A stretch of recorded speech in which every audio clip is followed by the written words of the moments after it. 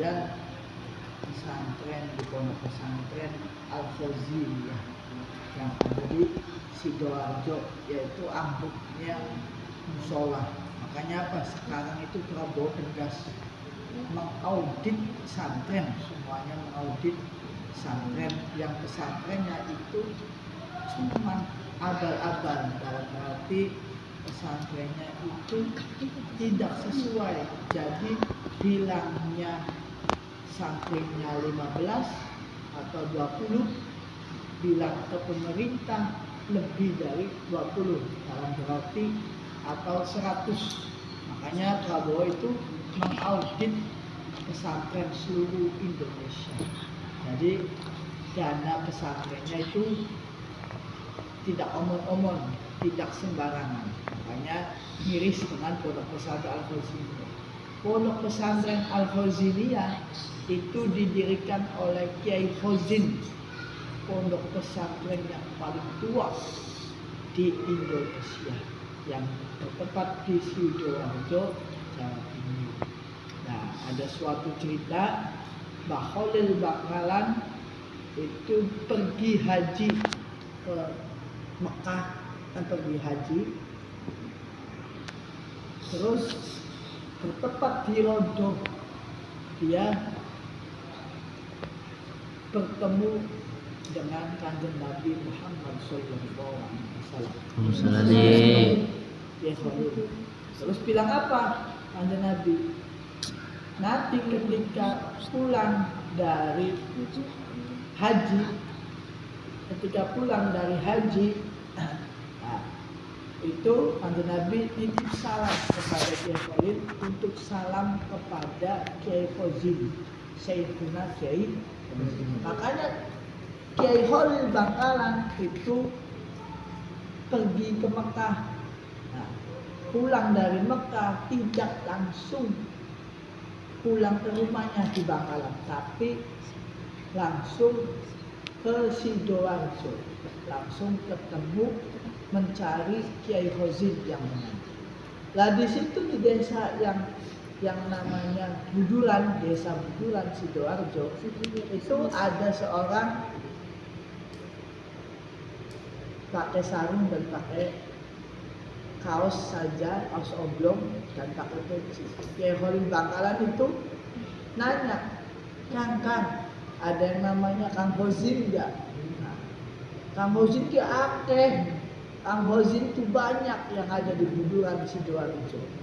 Nah, terus soalnya Mbah Khalil itu cerita langsung, saya itu baru pulang dari Mekah, baru pulang dari tanah suci haji. Nah, terus bertemu dengan kanjeng Nabi untuk menitipkan salam kepada Kiai Fauzin, Sayyidina Kiai Fauzin di Buduran Sidoarjo. Nah, Kiai Fauzinnya bilang, yang tadi itu ya, yang pakai peci, pakai kaos oblong, pakai sarung, dia bilang, oh ya aku toh, saya yang namanya Kiai Fauzin. Terus kata Kiai Fauzin, oh sampean toh yang mau, yang ingin datang.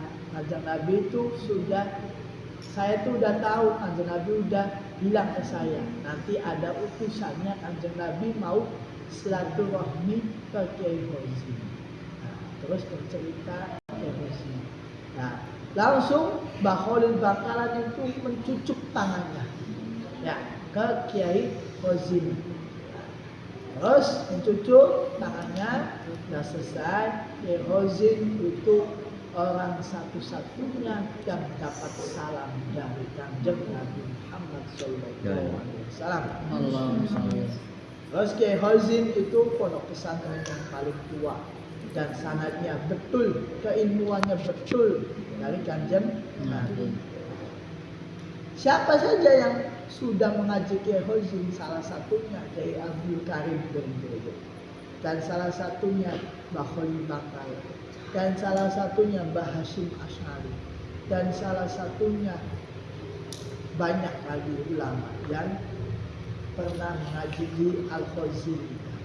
Dan kemarin itu dapat musibah dapat musibah, yaitu Pondok Pesantren Al-Khaziniyah, musolanya ambruk.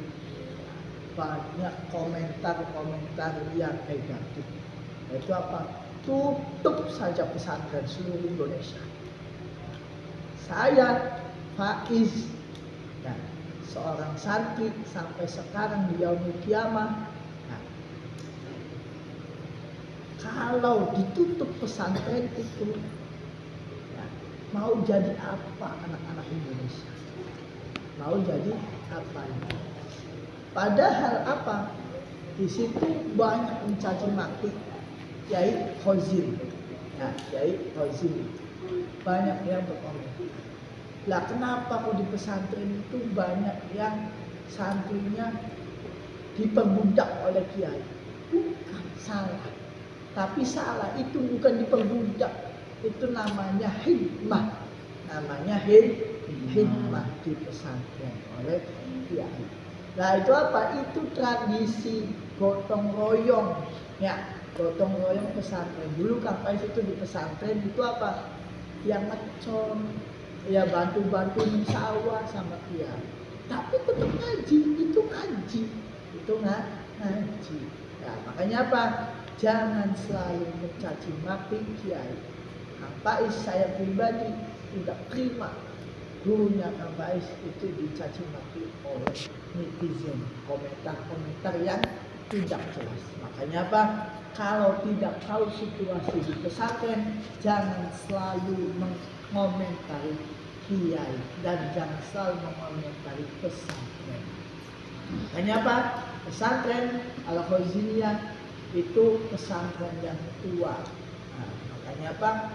Jadi Kiai Khozin itu sabar, tapi tetap eksis di kamera, di sosial media dan di wawancara. Itu apa? Tetap tenang, tetap sabar. Kiai Khozin itu dicaci maki kiai itu sabar. Dalam berarti sabar itu apa?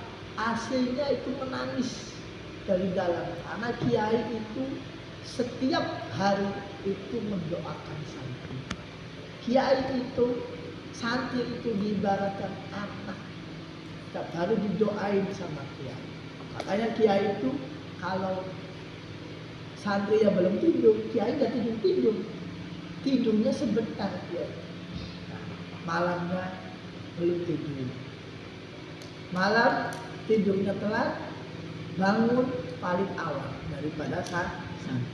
Itulah makanya jangan bilang berkomentar enak banget kiainya pakai pajero keluar kemana-mana, ibunya keluar santai dengan pakai mobil Alfa.